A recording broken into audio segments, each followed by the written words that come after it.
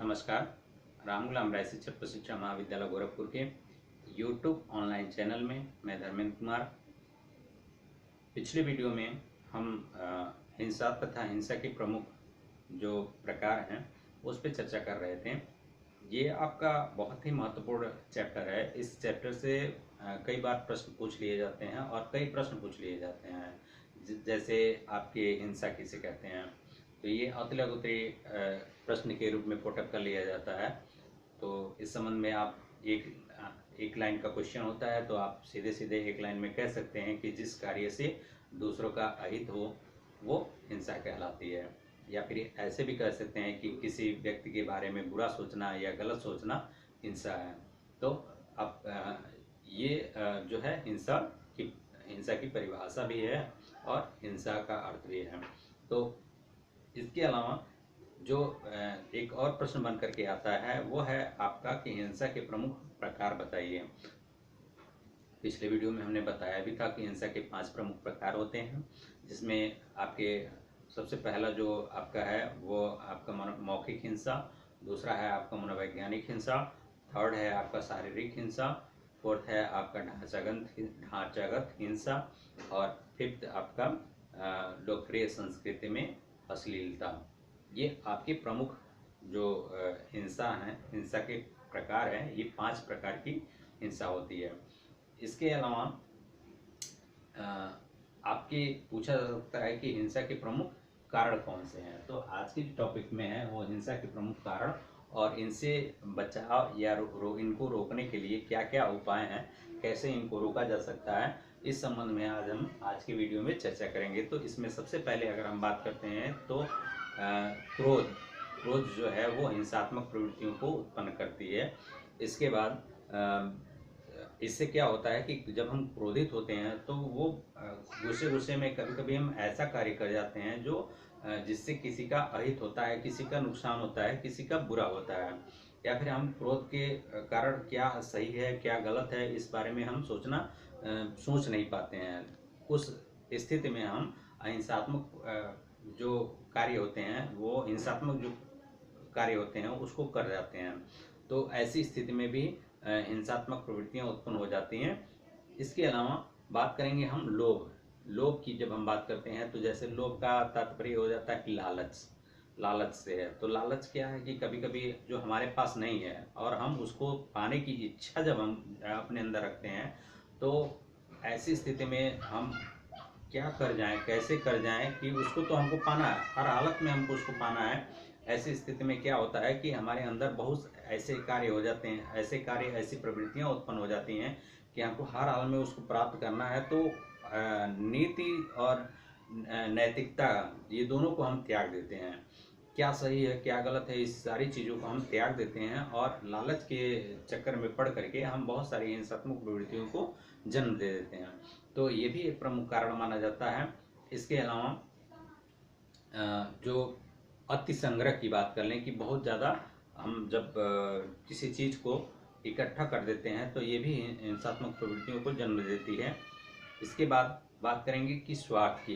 कभी कभी व्यक्ति क्या करता है कि अपने स्वार्थ में ऐसे कार्य कर जाता है कि जिसके बारे में सोचना भी गलत मान लिया जाता है। और जब हम कहते हैं कि अपने स्वार्थ में वो दूसरों का हित नहीं सोचता है कि दूसरों का भला होगा बुरा होगा क्या होगा। तो ऐसी स्थिति में भी हिंसात्मक प्रवृत्तियां जन्म ले लेती हैं।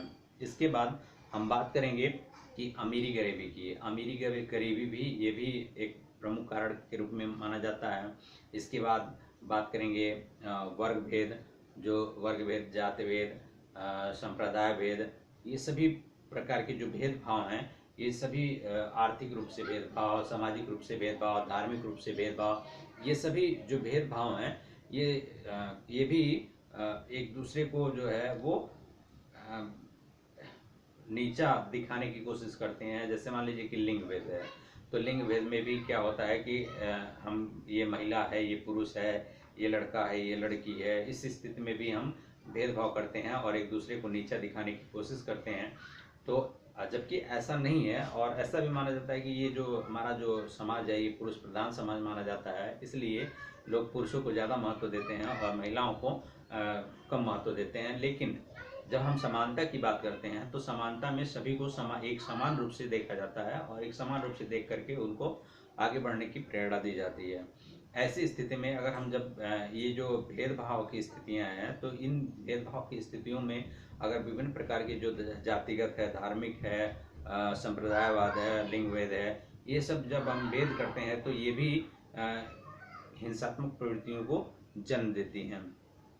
इसके बाद अगर हम बात करते हैं शैक्षिक व्यवस्था की, तो शैक्षिक व्यवस्था आजकल हमारे लिए जो है ये बहुत ही बड़ा एक विषय बनकर के सामने आता है, जिसमें विभिन्न प्रकार की कुरीतियाँ उत्पन्न हो रही हैं। जैसे जो बेरोजगारी है, शैक्षिक बेरोजगारी है, ये सब बहुत व्यापक स्तर से ये सामने उभर करके आती हैं। जैसे अभी जो भी वैकेंसियाँ चल रही हैं इनमें बहुत सारी पिछले कई सालों से ये वैकेंसी निकली हुई थी लेकिन अभी तक क्लियर नहीं हो पा रही है। तो इस स्थितियों में भी ये जो है वो हिंसात्मक प्रवृत्तियाँ उत्पन्न हो जाती हैं, तोड़फोड़ की स्थिति उत्पन्न हो जाती है, मारपीट की स्थिति उत्पन्न हो जाती है। तो ये सभी चीज़ें जो हैं वो हिंसा के कारण के रूप में आ जाती हैं।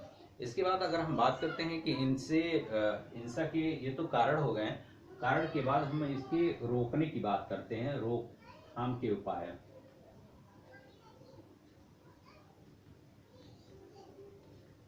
कैसे हम इनको रोकथाम कर सकते हैं, कैसे इन पे हम रोक लगा सकते हैं। तो सबसे पहले अगर हम बात करेंगे कि इस पे हम अगर बच्चों की बात करें, प्राइमरी लेवल के जो बच्चे हैं उन पे हम उन पे विशेष तौर पे ध्यान देते हैं, क्योंकि ये कहा जाता है कि ये बुनियादी स्तर से अगर हम इनको उनके अंदर नैतिकता का भाव उत्पन्न करें, जो नैतिकता की चीज़ें हैं उनके अंदर समावेशित करते हुए उनको आगे बढ़ाएं, तो निश्चित तौर पे वो समाज में शांति की स्थापना के लिए अपने आप को स्थापित कर सकते हैं। या फिर ये कह सकते हैं कि जिस किसी भी समाज में वो जाएंगे या जिस देश में, जिस राष्ट्र में वो रहेंगे, वो एक शांति दूत या फिर शांति के लिए कह लीजिए कि शांति व्यवस्था स्थापित करने के लिए अपने आप को उस स्थिति में स्थापित कर सकते हैं।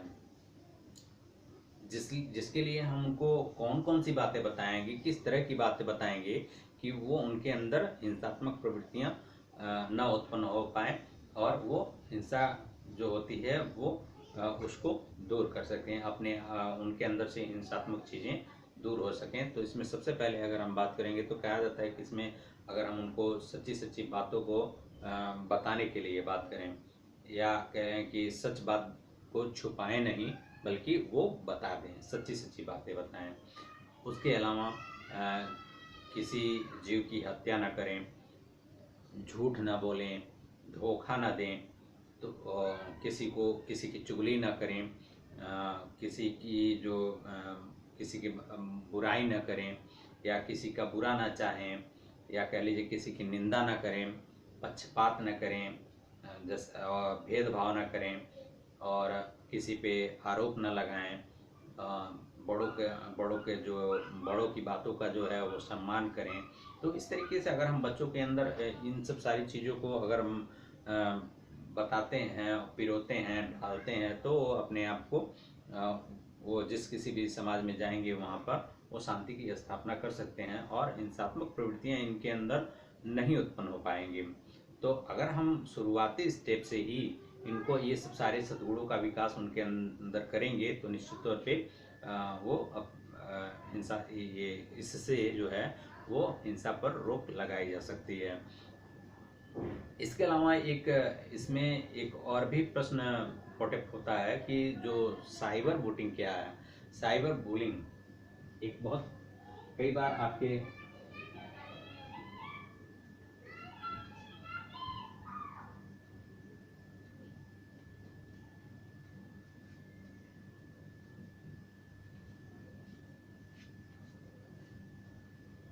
आपकी जो है ये सिलेबस में एक प्रश्न इसमें ये पुटअप किया गया है कि साइबर बुलिंग है क्या।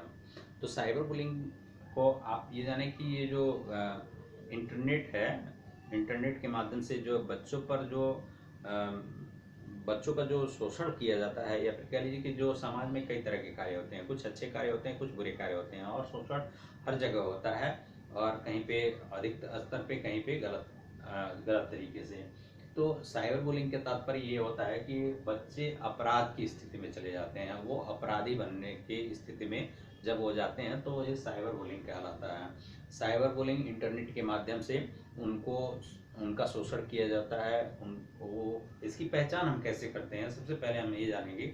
जैसे जब कोई बच्चा होता है तो वो क्या करता है कि वो माता पिता की निगरानी में नहीं, बल्कि वो अपनी आड़ में वो नेट का इस्तेमाल करता है, इंटरनेट का इस्तेमाल करके विभिन्न प्रकार की जो साइटें होती हैं, उन साइटों को देखना शुरू कर देता है।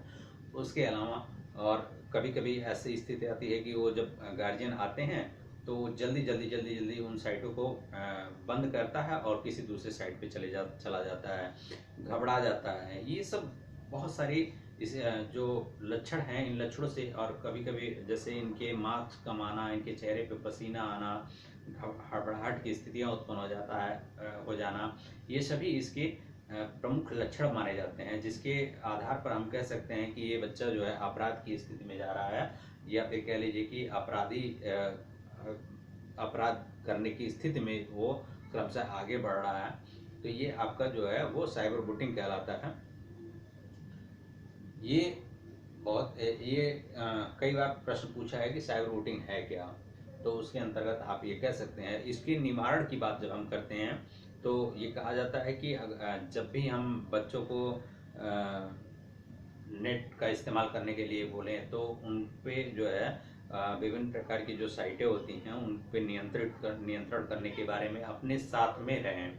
अपने जो भी गार्जियन हैं उनके साथ में वो विभिन्न प्रकार की साइटों को खोलें और बंद करें, देखें और उससे ज्ञान प्राप्त करें। इसके अलावा कुछ ऐसी साइटें भी होती हैं जिसको वो ना देखें। इस पे नियंत्रण करने के लिए जो है वो एक